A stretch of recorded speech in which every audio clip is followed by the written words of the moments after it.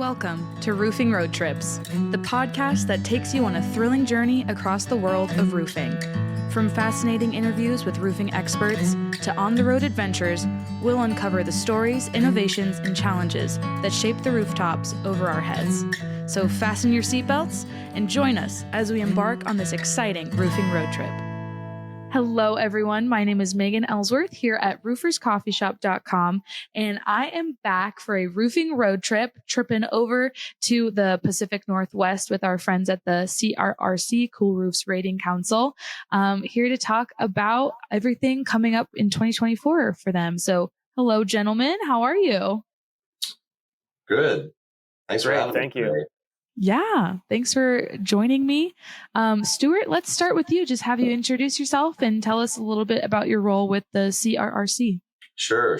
Thanks for having us, Megan. Glad to be here. I'm Stuart Ruis, Vice President of R&D Services. We are an approved test lab with the CRRC. I'm also the chair of the CRRC Board of Directors. I've been working with the CRRC in some capacity since around 2008. I was on the board of directors. I think I got elected around 6 years ago and was elected chair of the board last year in 2023. Wow. Congratulations. Thank you. Jeffrey, how about you? Introduce yourself. Yeah, thanks, Megan. Yeah, my name's Jeff Steuben, and I am the executive director for the Cool Roof Rating Council. And I've been with the organization since 2011, so a little over 12 years now. Amazing. So Stuart, can you tell us a little bit more about your experience serving on the CRRC board in your new role? Yeah, sure. No, it's been a really good experience over the past 6 years since I've been on the board. I started on the board around the same time that the CRRC was making some pretty major changes. I think at that time they were basically redoing their ratings portal. It was being redeveloped at that time. And also a little bit even bigger than that, the CRRC was bringing their staff in-house after many years of using a third-party staffing resource. And so, the portal was a game changer for managing the new ratings program, not the new ratings program, just managing the ratings program. It brought a whole new ease of use and navigation to the directory. And then as for the move to bring the staff in-house, I think this may have been the best move that the CRRC has made since I've been involved. It's been more cost effective, and the staff has really gotten to take the lead in moving the organization forward. This is also the first nonprofit board I've ever served on, which has really been a great learning experience for me. Very cool. I have a strong technical background in engineering, but also have experience in leadership in running a small business. So it's been a challenge for me to adjust to how a board of directors, especially a nonprofit board of directors, operates, and how to balance all of the technical and non-technical issues that come up. And so, the board and the staff have worked really well together. So it's been just a really great experience in the 6 years that I've been here. And it's exciting to see the organization set new goals and explore new areas each year. And I'd say that the bar has been set very high for me working on any future boards that I might be a part of. That's awesome. And the CRRC staff, Audrey, Sarah, Beth, they're so amazing. We love them. They're dear friends now. So Jeff, let's swap to you. What's new this year with at the CRRC? Yeah, well, as Stuart alluded to, we have a lot of sort of new things that we've been working on and setting new goals. I would say that we've really ramped up our outreach activity just in the last few years. So that's something that we're really continuing with that trend this year. For example, we will be exhibiting at MetalCon this October in Tampa, and again at Greenbuild in November in Philadelphia. So for all of your audience, we'd love to see you if you want to come by the booth. But other than just events, we're also doing a lot of other kinds of outreach and work. We are working with a website called AEC Daily, which is sort of a well-known resource in the construction industry. They have free training resources. And so basically we're working with them to create a new course on cool roofs and exterior walls. So basically, we're trying to spread our message to a new audience. And once that course is ready, we think that'll be a really great entry point for people in the design and construction industry to learn about it if they've never heard about it or it's sort of not part of their normal day-to-day work. And it's also worth mentioning to your audience that we'll be presenting at an R Club coffee break in October, and attendees can get a free year of CRRC membership for 2025 if they attend. That's so exciting. Amazing. Yeah, we love the coffee breaks. For everyone out there listening, you can attend a coffee break if you're an R Club member. So if you're a contractor and you are not a part of the R Club, definitely join in so you can get sweet deals and meet all these amazing people like Jeff and Stuart. So what role does the CRRC have in setting industry standards and advancing cool roof practices in the construction industry? Yeah, thanks, Megan. I can answer that. I think that's a really interesting question because the CRRC is a really unique organization in how we provide unbiased third-party ratings for cool roofing and exterior walls. We're also a 501c3 nonprofit organization, which means that's part of our stated purpose to educate people about the impacts and the benefits from cool roofs. But on the other hand, we are not an advocacy organization. So we don't go around advocating for the adoption of specific requirements. If a jurisdiction, a city or a state, is interested in adopting a cool roof requirement, we can educate them about it. We can, walk them through our directory. We can even recommend, we think you should use the CRRC directory. You should use our data. We think it's great. We have good data. We think you should use it. But we don't tell them what specific values to adopt because basically every jurisdiction, it's different. And there's not necessarily one size fits all of what the definition of cool is. So we're very active in that realm within the sort of limited definition of what it is that we do. We're also very active in ASTM. We oversee development and maintenance of a number of different test methods that are part of our program. We also have our own ANSI standard, the ANSI CRRC S100, which is basically a consensus-based standard. It's a technical document that describes sort of all of the technical details of what's in our rating program. And that's a document that can be referenced by jurisdictions or code bodies if they want to basically sort of import the whole program, all of the requirements into their code. They can just reference the S100. And we're in the middle of a revision cycle for the S100. So I think that'll be done in about a year is when that final publication will come out. So it's being updated as we speak. Oh, very cool. Very cool. Yeah, Megan, I'll just throw in there that, the rating, if you go to the website and look at the ratings directory, you see a bunch of products, you see a bunch of numbers, and they make it look really kind of seamless and easy. But behind the scenes, there's a lot of technical research that's going on. Right. There's a lot of stakeholders at the table talking about all the different products that are available, how they're used, how to test these products. I'm a technical guy, so and I work in a laboratory, and so it's interesting to me that all these standards that we used, a lot of them are really being pioneered by the CRRC. So the standards that people are out there using, to rate these programs, a lot of it's being driven by the CRRC and the people that are at the table, kind of talking about these things. So it's been really interesting to see all that kind of behind the scenes. That's really cool. And that's just another reason why people should be getting involved with the CRRC and all the great things you guys offer. And because you're constantly developing and working on new ways to look at all these different standards and programs. So that's so cool. Love that. So I know that your annual meeting is coming up for 2024. What's it going to look like? Where are you having it? Give us all the details. Yeah, I think first off, I'm really excited about the venue this year. It's at the Palms in Las Vegas. Oh, I've been told that the meeting room kind of overlooks the Vegas skyline with some amazing views. So gorgeous. It should be a great meeting space. A lot of times we kind of get stuck in four walls and I kind of feel trapped a little bit, but I feel like this year's venue is going to be something really special. The morning session is full of updates from CRRC staff and the different committees that are involved with the CRRC. So there's just a lot of information kind of being exchanged in the mornings. I really like how transparent and informative the CRRC is with its members. We really try to give everyone some good information to inform them what the CRRC is doing to achieve our strategic objectives and how we can all kind of help the industry and our respective businesses kind of move forward. Also, in the morning session, we take an opportunity to recognize the winner of the Marty Hastings Award. That award has been given out annually to a volunteer that has made an outstanding contribution to the CRRC.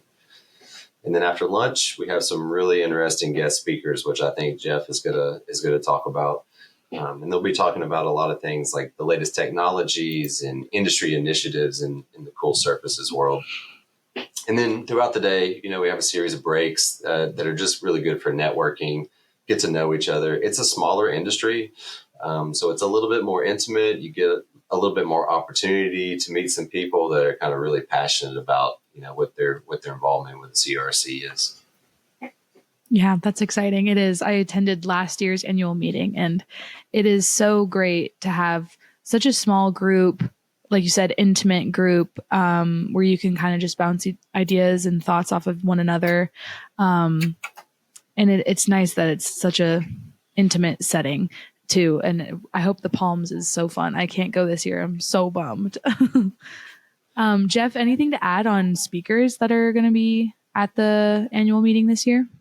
Yeah, no, definitely can talk about our guest presenters. Also just want to say that staff put a lot of work into our presentations and making sure that we're giving updates on all the different committees that we have. So this is definitely something that we put a lot of time and effort into making sure that the people who attend get, good and interesting information about the CRRC and what we're working on.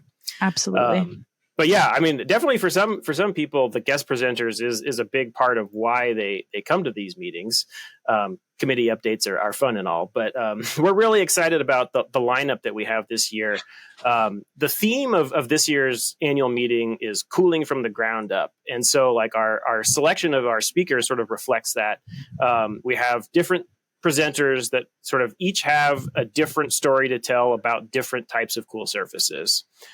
So we have Ryan Stevens from the city of Phoenix, and he's going to be talking about his experience with the city of Phoenix's cool pavement pilot program and sort of what sort of come out of that.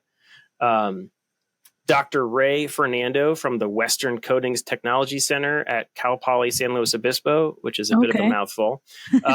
So Ray's going to be talking about some of his research into coating formulation around cool exterior walls and basically how to improve the effectiveness of cool exterior walls. And then lastly, we have Mansi Kansal and Dr. David Fork, who are from Google Research. And they're going to be presenting their work on a cool roof tool that they've put together that basically, uses all of sort of Google's resources to understand assessing the need for and the cooling potential of cool roofs across different communities. So they have a lot of really good information that they can bring to a tool like this and basically understand, okay, can we help communities sort of respond and develop cool roofing policies or practices? Oh, that's so exciting. What a lineup. Oh my gosh, so much to learn. So everyone out there, if you're not registered to come yet, you should definitely register and come to the annual meeting and hear everything that the committees are doing and all those great guest speakers. So what are some predictions that you all have for this year's trends and developments in the cool roof sector? Yeah, I think there are a couple of trends that we're seeing both in the U.S. and kind of reaching beyond the U.S. into other parts of the world. I know that other parts of the world are starting to consider cool roofs as a key strategy in energy conservation. High density countries like India, for example, they're becoming increasingly aware of heat island effects and trying to seek ways to reduce energy consumption and cool down those urban areas. I think there's a great opportunity here for the CRRC to promote the use of cool roofs and to also assist in the development of implementing cool roof programs in a very efficient way, kind of taking what we've learned and implementing those in other parts of the world to kind of give them a head start on where they want to end up. Also, there's a whole world of cool surfaces out there beyond the roof, some of which are starting to gain a lot of traction in the U.S. Cool walls, cool pavements, pavement coatings, for example, they're being looked at by local transportation departments as a way to mitigate those heat island effects and cool down those areas. And I think one of our presenters from the city of Phoenix, that's kind of in his wheelhouse. So I think he'll be talking specifically about some of those other products beyond the roof. So yeah, those are just a couple of things that we kind of see coming up, locally and more abroad.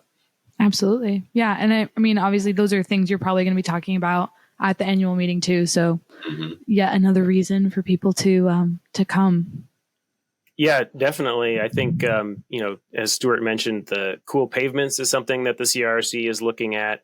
Is this a potential area for us to get involved in? And then also internationally, like we have, we've been doing some outreach internationally, and I think we'll have some pretty interesting updates at the annual meeting on sort of what the CRRC is doing and sort of where we can go to have a really great impact across the world. Ooh, that's exciting. International. Wow. Amazing. So how can people register and attend the meeting this year? I think you go to the website. That's probably the easiest and the most obvious way to do it. Coolroofs.org. Right there on the main page at the very top is a link to the agenda and how to get registered and when and where the meeting is. So that's what I would suggest people go to. Awesome. Great. And how can people stay connected with the CRRC and continue learning about all these latest updates and advancements that you all are working on? You mean besides listening to Roofing Road Trips? Yes, besides listening okay, well, assuming you do that, then beyond that, the CRRC does have a quarterly newsletter, so It goes out, once a quarter. That'll give you regular updates on what the events and activities that the CRRC is involved in, but also programmatic changes or sort of more board decisions, sort of minor things like that. If you want to see what's going on sort of behind the scenes. Again, sort of if you want to join up on our newsletter, go to our website, coolroofs.org. And this is actually all the way at the bottom. So the annual meeting's at the very top, but the newsletter, you scroll all the way to the bottom and there's a little spot that you can put your email address in and join up. We're also pretty active on social media these days. This is something that's relatively new for the CRRC. We're active on LinkedIn. We're active on X, aka Twitter, and Instagram. Our social media manager is really great about just highlighting everything that we're doing. The CRC, just highlighting events and conferences that we're at, collaborations with other organizations that we're participating in. So there's just like a lot of stuff that you can keep up with the day-to-day by following us on social media. Oh, that's so exciting. And you can also find, all the information on CRRC at rooferscoffeeshop.com on their directory. So everyone out there, go check that out. Go to their website, register for the annual meeting. Gentlemen, thank you so much. This has been so informative. I'm so excited about everything you're doing over there at the CRRC. Anything else to add that the people out there should know? Well, we hope to see you at our annual meeting, I think is my takeaway. Yeah. Amazing. Yeah, thanks for having us, Megan. Absolutely. It's my pleasure. Everyone out there listening, thanks for listening to Roofing Road Trips from rooferscoffeeshop.com. My name is Megan Ellsworth. Make sure you are subscribed and ring the bell so you get notified every time a new podcast is uploaded and out there for you to consume and listen to. Again, go check out the CRRC website and their directory on rooferscoffeeshop.com and come to the annual meeting. It's so much fun. You won't regret it. And this has been Roofing Road Trips. We'll catch you on the next one. If you've enjoyed the ride, don't forget to hit that subscribe button and join us on every roofing adventure. Make sure to visit rooferscoffeeshop.com to learn more. Thanks for tuning in, and we'll catch you on the next roofing road trip.